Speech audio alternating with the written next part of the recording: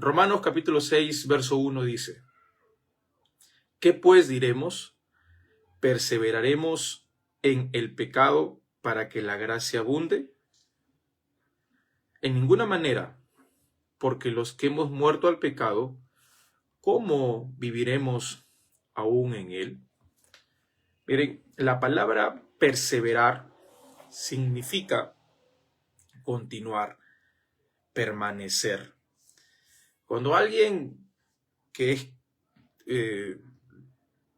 un creyente o que está aspirando a conocer a Cristo, es alguien que en su mente ya ha dejado la idea de perseverar, de continuar en el pecado.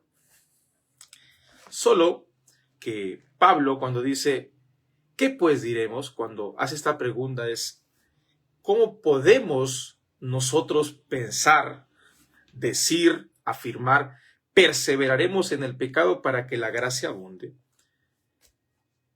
Esto es un reclamo de Pablo hacia esta comunidad romana, porque algunos tenían la idea de que se tenía que pecar para recibir la gracia de Dios.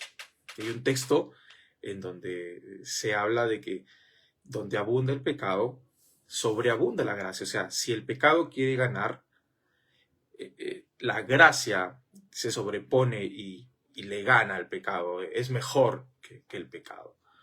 Entonces algunos comprendían que teníamos que pecar para que recibiésemos más gracia, y esta idea Pablo la está refutando. Perseveraremos en el pecado para que la gracia abunde. Como decía al principio, una persona aspirante de conocer a Cristo, un creyente que está dando sus primeros pasos, no puede tener en su mente la idea de seguir pecando. De lo contrario, no estaría actuando en verdad, sino que es una persona que no aún ha recibido la luz del Evangelio. Pero ahorita vamos a ir de a pocos para entenderlo mejor. El verso 2 dice, en ninguna manera, porque los que hemos muerto al pecado, ¿cómo viviremos aún en él? Y ahora Pablo lo explica de manera más clara. Los que hemos muerto al pecado, ¿cómo viviremos aún en el pecado? La palabra muerto significa no, o que algo no tenga vida, que algo no sea parte vital de nosotros. Y comúnmente las personas sin Cristo vivimos en el pecado. No hemos muerto al pecado, sino que respiramos pecado, como también vemos en Hechos, capítulo 9, que Saulo de Tarso respiraba amenazas, o sea, vivía una vida que amenazaba a la iglesia de Cristo, y pues él era perseguidor de la iglesia hasta que Cristo se le reveló. Entonces, una persona que vive en el pecado es una persona que respira pecado, es una persona que camina en pecado. Y bueno, ¿qué es el pecado? Y aunque no vamos a entrar a fondo el significado profundo y extenso del pecado, el pecado significa dos cosas, ¿sí?, que apuntan hacia un mismo lugar. El pecado es rebelión contra Dios. Es, en pocas palabras, rebelarse contra lo que Dios quiere para nosotros. Y claro, Dios siempre va a querer cosas buenas para nosotros. La segunda definición de pecado es errar al blanco. Esa es la definición, es la definición que muy poco se escucha, pero que alguno que otro sí lo enseña. Y esto también lo hablaba hace un poco. El pecado, como con este significado de errar al blanco, tiene que ver un poco con lo que somos sin Cristo, ¿verdad? O no un poco, mucho con lo que somos sin Cristo. Nosotros no podemos hacer las cosas bien, no podemos darle al blanco si estamos sin Cristo. Intentamos agradar a Cristo, intentamos hacer cosas que de alguna manera nos haga sentir dignos del cielo. Entonces, a pesar de lo que nosotros hacemos, erramos al blanco, porque el pecado es eso. Significa tratar de apuntar hacia lo correcto, pero sin tener éxito. Todo lo que hagamos sin Cristo jamás va a agradar a Dios. Dice la Escritura que nuestras obras, nuestras justicias son como trapos sucios, que no vamos jamás a agradar a Dios con lo bueno que hacemos. Y es excelente hacer cosas que agradan a Dios, pero no se puede hacer cosas para agradar a Dios sin antes haber tenido un encuentro con Cristo y de vivir en Cristo.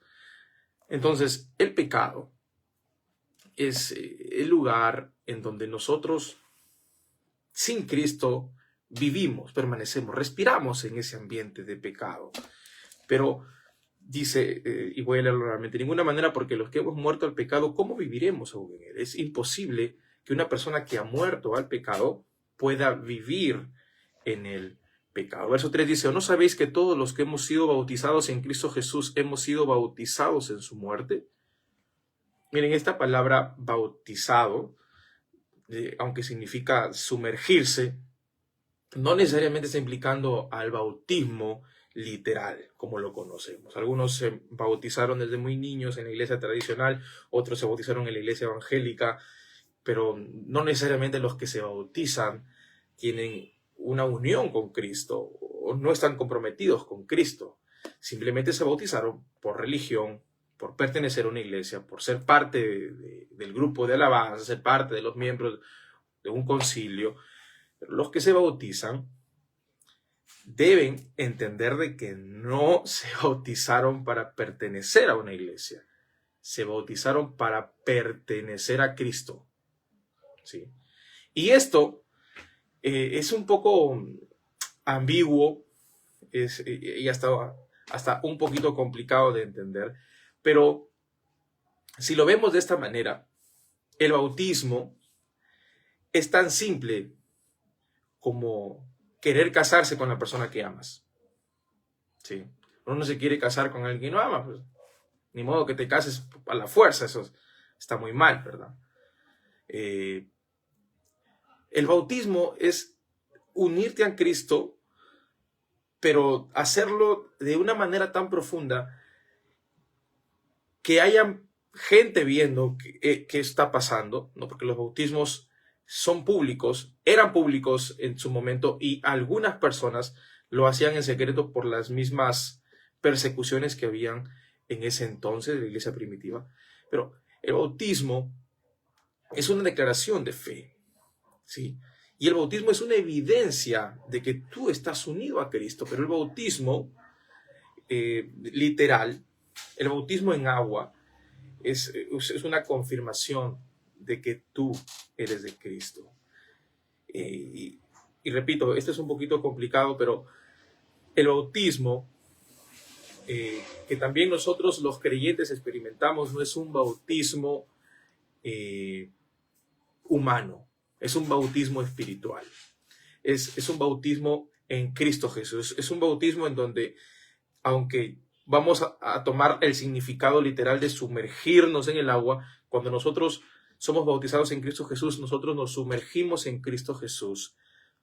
Y cuando salimos de allí ya no somos los mismos. ¿Sí? Nosotros somos diferentes. Un significado literal a un significado espiritual, algo metafórico a algo real, es el tema del bautismo. Entonces dice, porque somos sepultados, ¿o no sabéis que todos los que hemos sido bautizados en Cristo Jesús hemos sido bautizados en su muerte? O sea, cuando alguien se bautiza en Cristo Jesús, somos bautizados en su muerte. Cristo cumplió ese rol aquí en la tierra. Él vino con una misión, y la misión era morir. Pedro le dijo, no digas eso, Señor. Pedro le dijo, cállate. y encima pues dijo otra palabra un poquito más fuerte. Él vino para eso.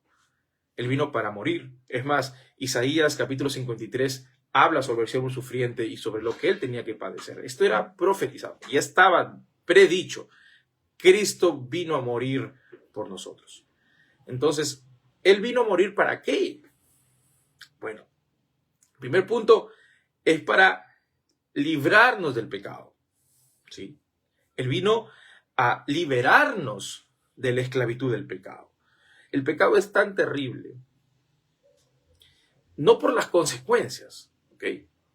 Porque el pecado trae consecuencias económicas, familiares, etc. El pecado trae una consecuencia más terrible que todas estas cosas triviales que en algún momento lo vamos a tener, otro día lo vamos a perder. Eso se acaba, pero el pecado tiene una consecuencia terrible como la separación con Dios. Cuando alguien está separado de Dios, no es sensible a lo que Él quiere. Cuando alguien está separado, cuando no tiene comunión con Dios, es capaz de hacer un montón de cosas. Y lo más terrible es que alguien que está separado de Dios, aquí en la tierra, lo estará por toda la eternidad. Y ese es el segundo punto del por qué Cristo vino a morir por nosotros. Y es que la paga del pecado es la muerte. Y la muerte en todas sus facetas, la muerte física, la muerte espiritual, la muerte, experimentará la muerte eterna. O sea, es terrible. Y Cristo vino a librarnos de las consecuencias, vino a librarnos del futuro que la gente tiene si permanece en el pecado.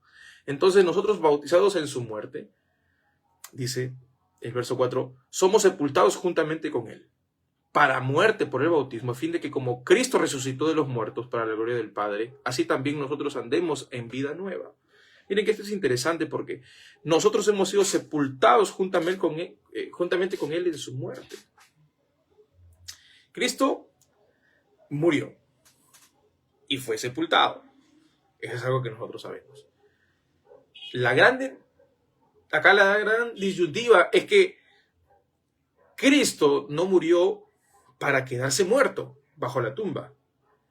Él murió con un propósito, para vencer a la muerte. O sea, esto es tremendo. Porque Él murió para demostrar a la muerte que sí, Él puede haber saboreado un poco el sabor amargo de la muerte, pero para darle una lección, para decirle, no, muerte, aquí estoy, pero te venzo levantándome de la muerte. ¿Quién ha podido volver de los muertos y resucitar? Nadie. ¿Sí? Cristo es el único que ha podido vencer a la muerte. Aquí no estamos hablando de la gente que en los velorios se levanta, ¿verdad? Puede que sí sean verdad esos casos, pero aquí estamos hablando de una misión especial que Cristo vino a hacer acá en la tierra. Vino a demostrar en la muerte que no hay nada ni nadie que lo pueda dominar. Entonces, Cristo resucitó de los muertos, dice, para la gloria del Padre, o por la gloria del Padre, perdón. Así también nosotros andemos en vida nueva. Y esta muerte fue tan real para Cristo como lo es para nosotros. Que aunque nosotros no hemos experimentado la muerte de Él, nosotros hemos experimentado la muerte del pecado. Ojo, ¿cómo podemos entender la muerte del pecado? Porque el pecado habita en nosotros por naturaleza. Y aquí también hay otros puntos. El pecado es la naturaleza con la que nacemos todos. ¿Sí? Acá hay objeciones, que un niño no tiene pecado. Algunos dicen que sí tiene pecado. Bueno, algunos bautizan a los niños porque todos los niños nacen en pecado. Y si se muere un niño sin bautizarse, entonces se van al limbo. En fin. Aquí el asunto es que cuando una persona muere sin Cristo, es una persona que no tiene la salvación. ¿Ok? Y la muerte del pecado es una muerte que nosotros debemos o podemos, experimentar en Cristo Jesús. Nosotros podemos experimentar la muerte del pecado solamente si comprendemos la obra de Cristo Jesús. Y esto nos hace experimentar una vida nueva, porque miren, el pecado habita en nuestros cuerpos naturales, por la naturaleza. ¿Ok? Uno es niño, crece y va adoptando el pecado. ¿Cómo lo aprendió? Nadie aprende a pecar, ¿sí? Sino es que va tomando forma conforme va creciendo. Los niños son inquietos, la mayoría, malcriados, y conforme ellos crecen, empiezan a tener actitudes rebeldes. Y uno dice, pero no entiendo, mi hijo, ¿acaso yo le eduqué de esa manera? Es el pecado, ¿entienden? El pecado en el ser humano va desarrollándose conforme van pasando los años. Y si Cristo no viene a cortar eso, nadie lo va a poder cortar. Entonces aquí entra el punto crucial de que nosotros hemos sido sepultados juntamente con Él. Experimentamos la muerte, porque aunque Cristo no pecó, Él se hizo pecado, dice la Biblia. ¿Entienden eso? Él se hizo pecado. O sea, Él murió como si fuera un pecador sin ser pecador. ¿Lo hizo por quién? ¿Por Él? No, lo hizo por mí, lo hizo por ti. Se convirtió en pecado, fue sepultado, se levantó de la muerte, venció el pecado, y nosotros, los que creemos en Cristo Jesús, hemos experimentado lo mismo. ¿Cómo? Por Él. Todos los que tienen fe en Cristo Jesús han sido sepultados, dice, juntamente con Él. Esta palabra juntamente con Él es una unidad. No es que tú lo hayas vivido, Cristo lo ha vivido por ti. Y cuando tú estás en Cristo, has participado de lo mismo. ¿Sí? Has participado de la muerte al pecado. Entonces dice, los muertos, así también nosotros andemos en vida nueva. Porque morir en el pecado o al pecado nos hace vivir ahora una nueva vida. ¿Sí? Porque nosotros vivimos normalmente, repito, para el pecado, pecando. Pero si morimos al pecado, o sea, si anulamos al pecado, de aquí voy por ese punto, nosotros morimos a eso y vivimos para algo más. Vivimos para Cristo. Entonces andamos en esa vida nueva. Esa vida nueva es un trayecto diferente, es un camino distinto, es un camino de luz, es un camino con Dios. Verso 5 dice, porque si fuimos plantados juntamente con Él en la semejanza de su muerte, así también lo seremos en la de su resurrección. Dice, si fuimos plantados. Esta palabra plantado es como si estuviera utilizando una palabra agrícola. Si fuimos plantados juntamente con Él en semejanza de su muerte. Miren, esto parece un tramalenguas, pero les explico. Plantados juntamente con Él. Estamos participando de una misma naturaleza, ¿ok? Pero no por mí, sino por Él. Entonces, plantados juntamente con Él en la semejanza. Esto es una igualdad, ¿ok? Pero por Cristo, porque Él es el que nos planta. En un evangelio dice que nosotros somos los pámpanos y Él es la vid. Estamos unidos. El pámpano y la vid son uno, pero si el pámpano se sale de la vid, entonces el pámpano se muere. Por eso es que el pámpano tiene que estar unido a la vid, porque la vid es quien le da la vida. ¿Okay? Entonces, nosotros estamos plantados en Él, en semejanza de su muerte. Así también lo seremos en la de su resurrección. Y este punto habla del futuro. Porque, miren, hemos muerto al pecado y ahora vivimos para Dios. Pero algún día si Dios así lo permite, moriremos, ¿verdad? Sea porque estamos viejos o ancianos o por cualquier otra cosa.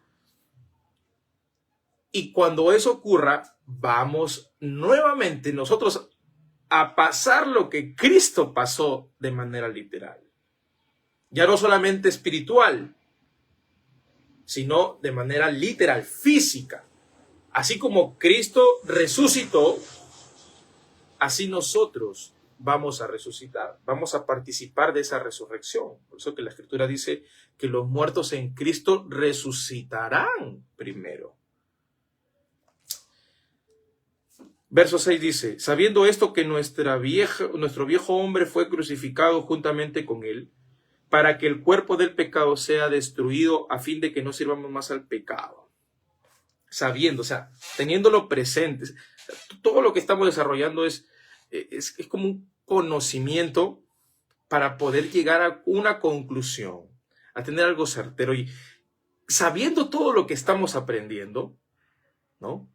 Nuestro viejo hombre, o sea, fue crucificado. Que nuestro viejo hombre fue crucificado juntamente con él.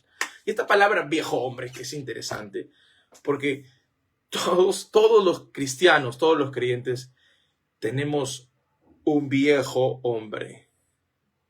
¿Okay? Esa palabra viejo hombre significa vieja naturaleza o una antigua naturaleza, viejo, antiguo. Los cristianos tenemos eso. No es que hemos dado por anulado todo eso. O sea, tenemos ese testimonio, esas debilidades por las cuales, ¿verdad?, por muchos años la gente ha vivido o hemos vivido. Entonces, la vieja naturaleza, el viejo hombre, fue crucificado juntamente con él. Está ahí, en la cruz. Y si se les parece un poco difícil esto del viejo hombre crucificado, entendamos un poco a Cristo. Cristo, su cuerpo, está en una cruz. Escuchen, sin él haber pecado. ¿Okay? Está su cuerpo en la cruz, lacerado, humillado, con clavos en sus pies y en sus manos, con una corona de espinas. Él está poniendo el cuerpo que nosotros debemos o debíamos poner por causa de nuestros pecados. Entonces nosotros, nuestro viejo hombre, está allí, clavado simbólicamente. Cuando nosotros somos cristianos, se nos olvida que tenemos este viejo hombre, ¿sí? Y entonces actuamos como si no existiera el pecado rondándonos. Y ese es un error, porque todos los verdaderos cristianos tenemos una lucha con el pecado. Todos. No hay nadie que se graduó en la santidad o que venció completamente al pecado, porque nosotros no somos Cristo. Cristo es el que ha vencido al pecado, pero nosotros dependemos de Cristo. O sea, nosotros necesitamos a Cristo continuamente para crucificar. ¿Entienden? Crucificar al pecado todos los días. O sea, que un cristiano no es como lo pintan muchos que no son cristianos, ¿verdad? No es que un cristiano es perfecto, aunque también el tema de la perfección es otro, ¿verdad? Pero un cristiano no es que no cometa errores, no es que no se enfade. O sea, el cristiano es una persona que tiene las mismas luchas que cualquier otra persona, ¿sí? Y hasta peores. ¿Saben por qué? Porque el cristiano vive en Cristo. Su naturaleza ahora es agradar a Cristo, pero hay aún en su carne a veces la intención de hacer cosas que no son correctas. Y esto parece o suena contradictorio, porque ¿cómo un cristiano va a querer hacer cosas incorrectas? Sí. Un cristiano no debe hacer cosas incorrectas, pero el cristiano tiene luchas diarias, ¿ok? ¿Cómo te das cuenta que alguien es un verdadero cristiano? Y miren, yo les voy a decir una que es bien, pero bien, la más certera que te puedo decir, ¿ya?